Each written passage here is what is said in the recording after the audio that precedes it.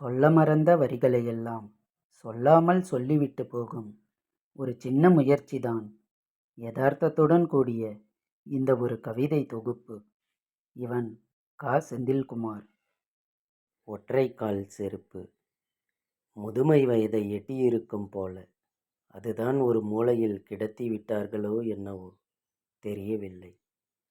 இணையை பிரிந்த இதிகாச சோகம் இந்த பீந்து போன செருப்பிற்கு மட்டும் இருக்காதா என்ன? வாழ்க்கையின் சக்கரத்தில் ஓயாமல் ஓடிக்கொண்டே ஓய்ந்து போய்விட்டது ஒரு வழியாய் இன்று. கடந்து வந்த பாதைகளின் வலியும் வடுவுமே இன்னும் மிச்சமாய்தான் இருக்கிறது இப்பொழுது.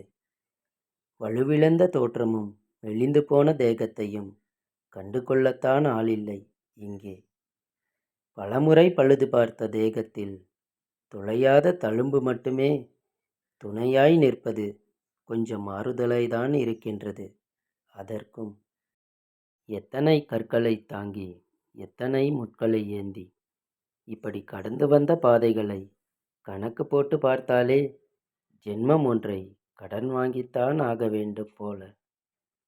இருந்தபோதிலும் மலைச்சேற்றையும் வெயில் சூட்டிற்கும் தெரிந்தும் ஒரு நாளும் முகஞ்சொலித்ததில்லை இது. தன் மானத்தை எங்கேயோ தொலைத்துவிட்டு கூடவே மரியாதையை கொஞ்சம் விற்று இன்று ஒரு ஓரமாய் ஆறுதல் கூட சொல்ல ஆளில்லாமல் கேட்பாரற்றே கிடக்கின்றது.